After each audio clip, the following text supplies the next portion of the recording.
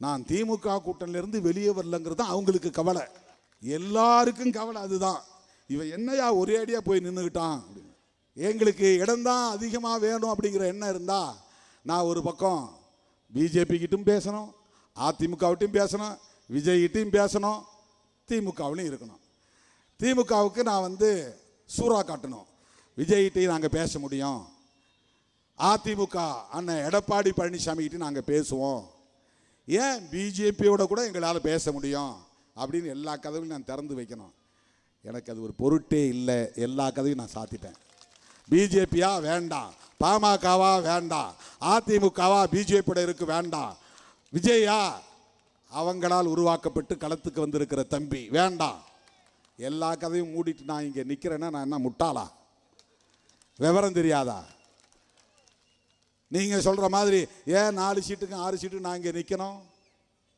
ஏன் நிற்கணும் என்றால் நான் அம்பேத்கரின் மாணவன், பெரியாரின் பிள்ளை, சனாதனத்தை எதிர்க்க வேண்டும் என்பதற்காக நிற்கிறேன். சமூக நீதியை பாதுகாக்க வேண்டும் என்பதற்காக நிற்கிறேன். அரசியல்வாதிகள் யாரும் எல்லா கதவுகளையும் அடைத்துக் கொள்ள மாட்டார்கள். திருமாவளவன் அடைத்துவிட்டு அரசியல் செய்கிறான். பாமகவோடு உறவு இல்லை. அந்த முடிவில் உறுதியாக இருக்கிறோம். இப்போ சில பேர் வேற கிளப்புறான், அது 2ஆ உடைஞ்சிருச்சு, அது உடைஞ்சதில் 1 இங்கே வந்தால் நீங்கள் ஏற்றுக்குவீங்களா? நோ, எங்களுக்கு அது தேவையில்லை. எங்களால் அது இருக்க முடியாது. அது வெளிப்படையாக நான் பேசுகிறேன்.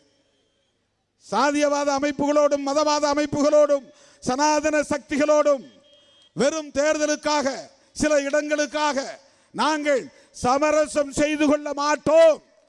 இது வெளிப்படையான அறிவிப்பு. எவ்வளவு இடங்கிறத நாங்கள் நெகோசியேஷனில் பார்த்துக்குவோம், அது வேற. எத்தனை இடங்கள் வேண்டும், எத்தனை இடங்களை இறுதி செய்ய வேண்டும் என்பதை பேச்சுவார்த்தையின் போது நாங்கள் முடிவு செய்வோம். அது போதுமா போதாதா என்பதை எங்கள் கட்சியின் தலைமை குழு முடிவெடுக்கும். தேர்தல் வரும் போகும், இந்த மண்ணையும் மக்களையும் காப்பாற்ற வேண்டும். நான் பிஜேபி ஆதரித்தால் என்னால் சமூக நீதியை பேச முடியாது. பிஜேபி ஆதரித்தால் என்னால் மதச்சார்பின்மையை பேச முடியாது. நான் பிஜேபி ஆதரித்தால் நான் சமத்துவத்தை பேச முடியாது. நான் பிஜேபி ஆதரித்தால் சிறுபான்மை மக்களின் நலன்கள் குறித்து பேச முடியாது. நான் பிஜேபி ஆதரித்தால் கிறிஸ்தவர்களோடும் இஸ்லாமியர்களோடும் நல்லிணக்கமாக நான் கைகோர்க்க முடியாது. நான் பிஜேபி ஆதரித்தால் சில இடங்கள் கிடைக்கலாம், தனிப்பட்ட முறையில் எனக்கு பதவி கிடைக்கலாம். ராம்விலாஸ் பாஸ்வான் மாதிரியும், அண்ணன் ராம்தாஸ் அத்வாலே மாதிரியும், ஏன் நம்ம ஊர் எல் முருகன் மாதிரியும் நான் தனிப்பட்ட முறையிலே பயன்பெற முடியும். ஆனால் என் சொந்த பந்தங்களோடு என்னால் உறவாட முடியாது. சிறுபான்மை மக்களோடு என்னால் அரசியல் செய்ய முடியாது. புரட்சியாளர் அம்பேத்கர் வகுத்தளித்த அரசியலை நான் உரத்து பேச முடியாது. பதவி உண்டோ இல்லையோ, என் இறுதி மூச்சு வரையில் புரட்சியாளர் அம்பேத்கரின் கொள்கைகளுக்காகவே வாழ்ந்து மடிந்தான் திருமாவளவன்.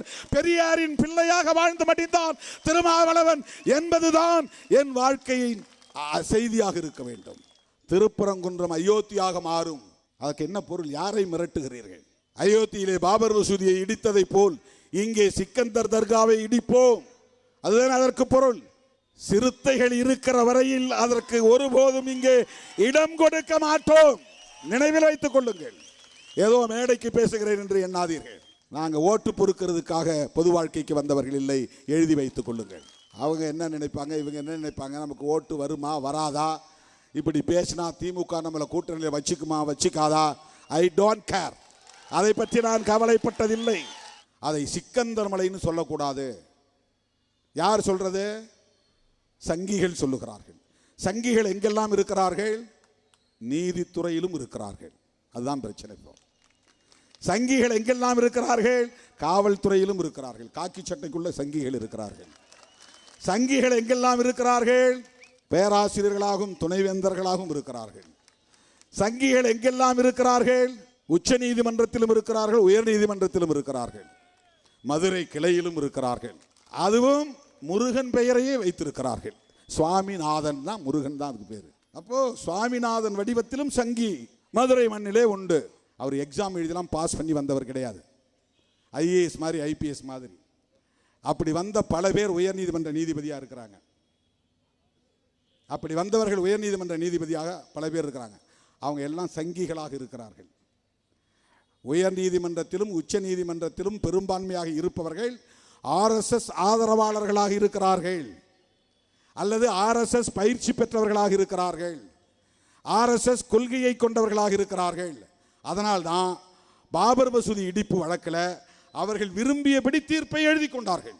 அப்போ பாபர் மசூதி தள்ளி ஒரு இடத்துல அரசாங்கமே இடம் கொடுங்க, அவங்க கட்டிக்கிட்டோம். இதுக்கு பேர் தான் கட்ட பஞ்சாயத்து. கட்ட பஞ்சாயத்துனா என்னென்னா, கட்டைன்னா ஷார்ட்னு அர்த்தம். கட்டைன்னா கட்டையில் உட்காந்து பேசுகிற பஞ்சாயத்து இல்லை, ஷார்ட். கட்டை பஞ்சாயத்துனா ஷார்ட். நீதிமன்றம்னா லாங்காக இழுத்துட்டு போவோம், வருஷக்கணக்கில், பல வருஷம், 10 வருஷம், 20 வருஷம், 30 வருஷம் போயிடும்.